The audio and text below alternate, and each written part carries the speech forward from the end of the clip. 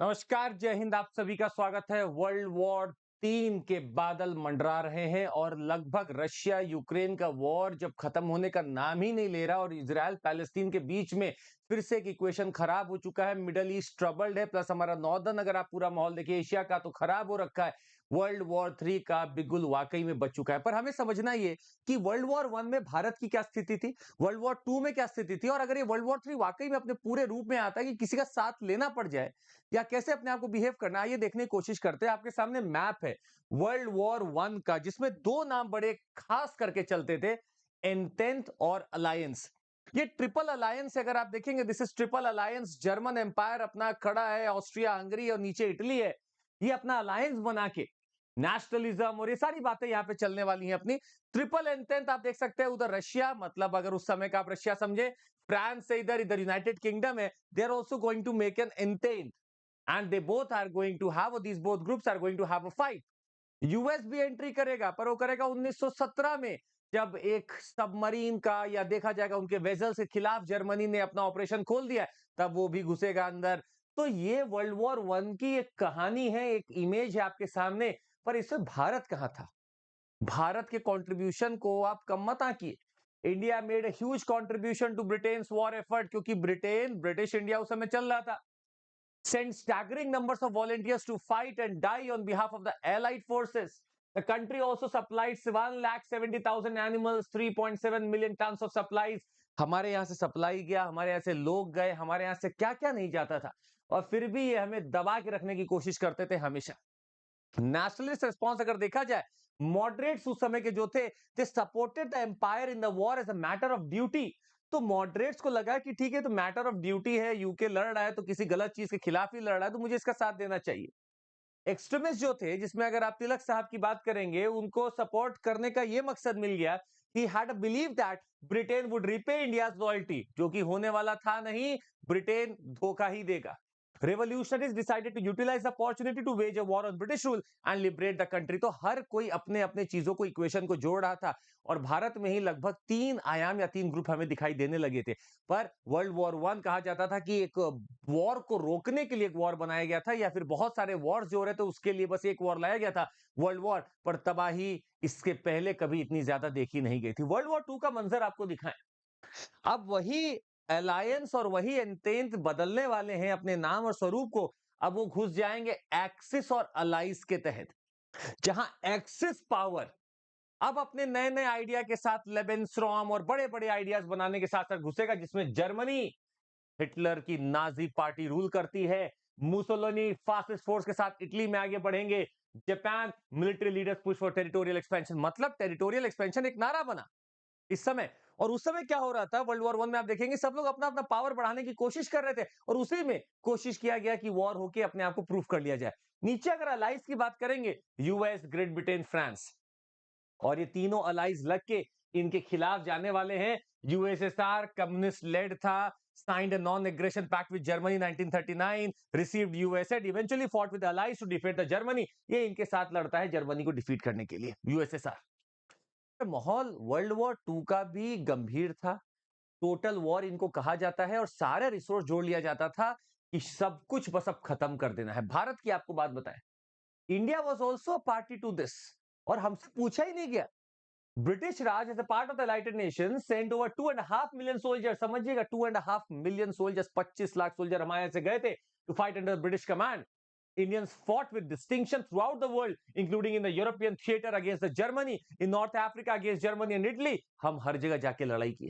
At the height of the Second World War, more than 5 million Indian troops were fighting Axis forces around the globe, and 15% of all the Victoria Crosses, Britain's highest decoration for valor, awarded during the Second World War, went to Indian and the Nepalese troops. 15% जो Victoria cross दिया जाता था valour के लिए, वो भारतीय और Nepali troops को दिया था। India का strategic location at the tip of the Indian Ocean, large production of armaments and its huge armed forces, they are going to play a decisive role in this act, in this war।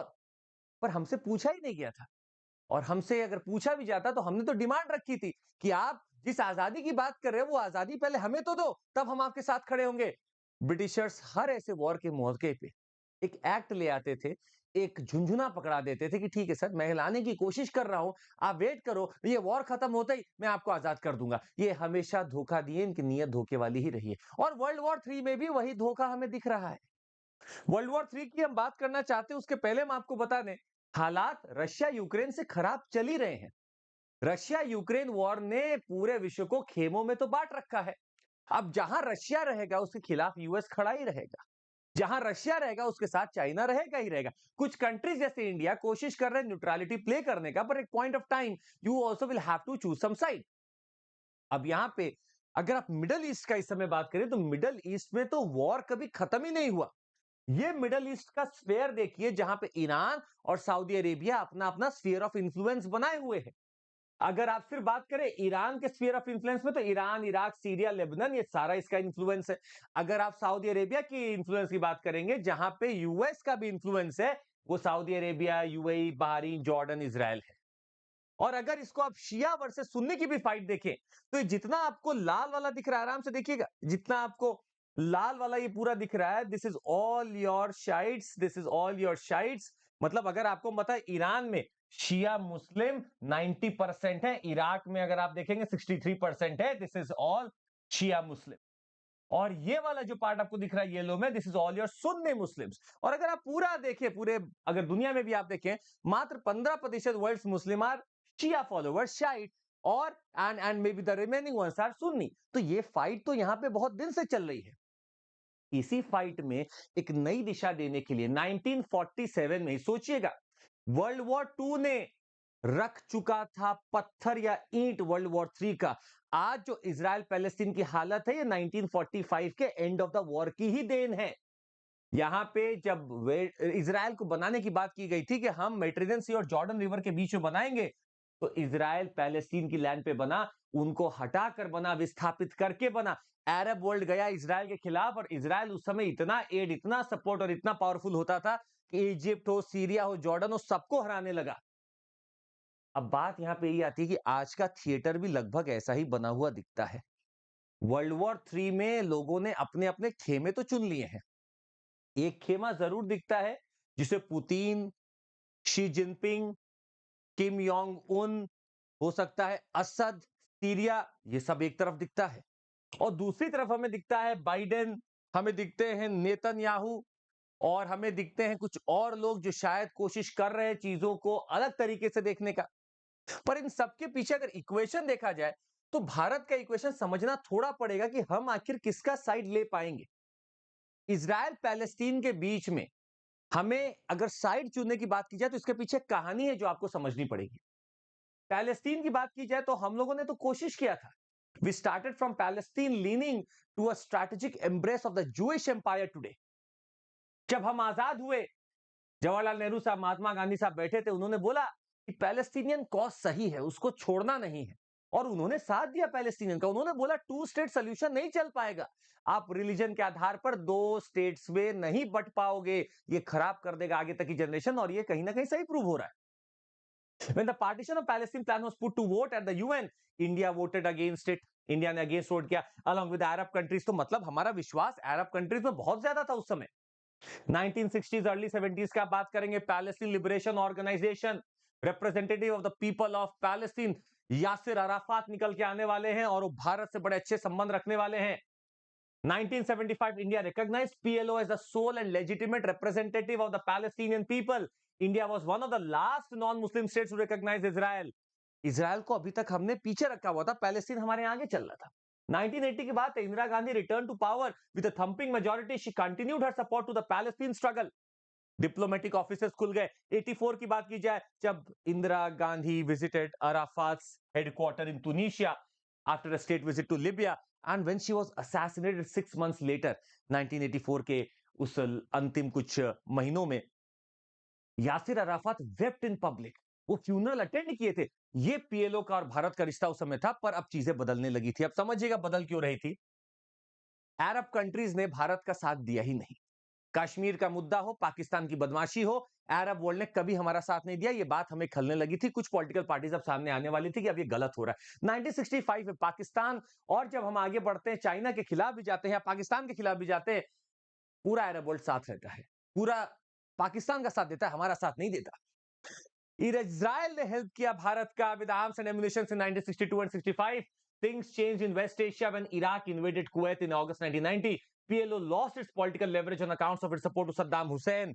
अब PLO कमजोर होने लगा और हमारा जो धीरे धीरे tendency shift होने लगा वो इजराइल की तरफ होने लगा। यहां तक कि आपको एक और बात बताएंगे, इस्लामिक कोऑपरेशन ऑर्गेनाइजेशन में भारत को मेंबर बनाया ही नहीं गया और ये बात हमें आज तक खलती है, हम आज तक उसके मेंबर नहीं है।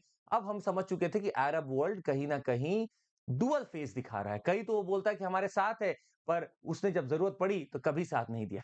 और इजराइल से हमने फुल डिप्लोमेटिक रिलेशनशिप स्थापित कर लिए थे 1992 में। आज भारत इजराइल के संबंध पैलेस्टीन के कारण हाइफनेट या डीहाइफनेट नहीं होते। हमारा इंडिपेंडेंट रिलेशन उनके साथ, पैलेस्टीन के साथ ठीक है, हम लोगों के रिलेशन थे, बरकरार रहेंगे भी, पर इजराइल के साथ हम किसी को देखकर रिलेशन बनाए, हमने पॉलिसी एंड कर दी अपनी।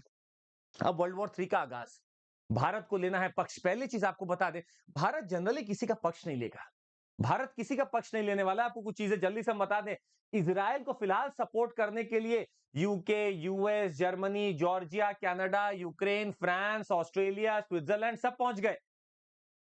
भारत ने भी बोला कि इजराइल में जो हो रहा है ये टेररिस्ट गतिविधियां बंद होनी चाहिए, भारत ने ये बोला। पर वर्ल्ड वॉर 3 अगर किसी केस में होता है कि सबको साइड लेना है, भारत किसी का साइड नहीं लेगा। Bharat at best would try to avoid this. जब तक कि क्या होगा हम आपको बताएंगे, पर दूसरा समझिएगा, कुछ ऐसी कंट्रीज है जो पैलेस्टीन का साथ दे रही है, पपेट बना के रखी हुई है। हमास पैलेस्तीन में जो ये काम कर रहा है उसको पपेट बना रखा है ईरान। ईरान, अफगानिस्तान, पाकिस्तान, ये तीन तो ऐसे नाम है जो कि सपोर्ट करने में लगे हुए हैं हमास को। इसके बाद ईरान, कतर, कुवैत, सीरिया, ये सब मदद करने में लगे हुए हैं इस समय हमास की। कुछ न्यूट्रल कंट्रीज है, रशिया क्योंकि अभी खुद ही ट्रबल में है, कुछ नहीं बोला। तुर्की बीच बीच में बोलता है, चुप हो जाता है, न्यूट्रल बना हुआ है। इजिप्ट न्यूट्रल बना हुआ है, सऊदी अरेबिया न्यूट्रल बना हुआ है।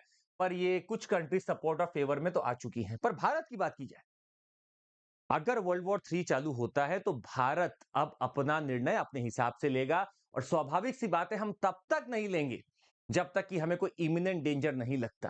और सबसे पहला जो डेंजर है वो आपको पता है, हमारा एक बेहतरीन दोस्त बैठा हुआ है हमारे नॉर्थ ईस्ट भाग में ड्रैगन बनकर। अगर उसने हल्के से भी कोशिश की वॉर करने की, छोड़ेंगे नहीं, क्योंकि यही शुरुआत हो जाएगी वर्ल्ड वॉर 3 में भारत के एंट्री की। वो जब तक लड़ रहा है यूएस से लड़े, वो जब तक लड़ रहा है वेस्ट से लड़े, पर अगर उसने हमारे खिलाफ करने की कोशिश की तो शायद चाइना, फिर हम उसको सबक सिखाएंगे। अरे चौथी इंपॉर्टेंट या पावरफुल मिलिट्री हमारे पास वर्ल्ड की, मामूली बात नहीं, जिसके तरफ खड़े होंगे तख्ता पलट देंगे। और थोड़ा कंपैरिजन देखिएगा, India is one of the 5 most powerful militaries in the world. अगर कुछ इंडेक्स से देखें तो हम 4th पावरफुल मिलिट्री है। हमारे पास पर्सनल देखिए, वर्ल्ड नंबर रैंक 2 आता है पर्सनल में, रैंक 4 है अगर आप देखेंगे आर्टिलरी में। डिफेंस बजट के हिसाब से हम रैंक 5 पे हैं, कॉम्बैट टैंक्स के हिसाब से हम 7th पे हैं। तो एक से एक बढ़कर चीजें हमारे पास है। और एक कंपैरिजन अगर दिखाए तो एक्टिव मिलिट्री पर्सनल की अगर आप बात करते हैं तो भारत बहुत आगे है पाकिस्तान से, तो जिसको हम लोग बहुत जिक्र करना भी नहीं चाहेंगे। हाँ, हो सकता है चाइना से थोड़े मिलिट्री पर्सनल कम है, पर धीरे धीरे हमारी चीजें जो डेवलप हो रही हैं वो किसी को भी भयभीत कर सकती हैं। तो अगर वर्ल्ड वॉर 3 हो रहा है तो भारत पहले कोशिश करेगा पीस बनाने का, न्यूट्रलिटी रखने का। पर अगर भारत को किसी ने कोई गलती से इन्वॉल्व करने की कोशिश की तो भारत वहां उसको छोड़ेगा नहीं। और पाकिस्तान फिलहाल स्टेट ऑफ अफेयर से बाहर हो चुका है, वो ऐसी कोशिश करेगा भी नहीं, क्योंकि वो करेगा उसको पता है वो एक ही बार में खत्म है। चाइना कोशिश कर सकता है क्योंकि वो उसको लगेगा रशिया उसके साथ है। भारत रशिया के थ्रू चाइना पे कंट्रोल बनाए रख सकता है, पर अगर चाइना ने ऐसा कुछ किया, it will be the all ending war. आइए देखते हैं अब क्या होने वाला है कुछ दिनों में। पर आपको बता दें, वर्ल्ड वॉर 1 और 2 का एक्सपीरियंस ऐसा रहा है जो शायद किसी भी देश को वॉर चालू करने से रोकेगा। और वर्ल्ड वॉर 3 ना हो इसके लिए हमेशा इंडिया तत्पर रहेगा। 333 लर्नर्स हमारे यहाँ से निकले हैं, बढ़िया पढ़े हम लोगों से, कोशिश की कि हम लोग उनको मटेरियल दें, नोट्स दें, उनके आइडियाज को ब्रॉड करें। आपके भी आइडियाज को ऐसे ही ब्रॉड करने की कोशिश की जाएगी अगर आप जुड़ते हैं हमारे साथ सीएमसी कोड पर। सीएमसी कोड पर आपको अप टू 50% ऑफ भी मिल जाएगा, जहां पे आप कोई भी कोर्स ले सकते हैं हमारे। It's repeaters batch. साथ ही में आपको मिलता है पीडीएफ 2 साल के करंट अफेयर्स का। You will have your prelims and mains test series, self study PDF quiz मिलेगा आपको। प्रतिज्ञा बैच है, हिंदी माध्यम में चालू हो चुका है मुखर्जी नगर से। और ये हमारा ऑनलाइन बैच है फाउंडेशन बैच, जो 2023 से चालू हो रहा है, ये 2025 के लिए है। और ईएमआई फैसिलिटी भी अवेलेबल है हमारे पास, तो आप अवेल कर सकते हैं। That would be all from my side. जरूर लाइक, सब्सक्राइब और शेयर करिएगा। जय हिंद।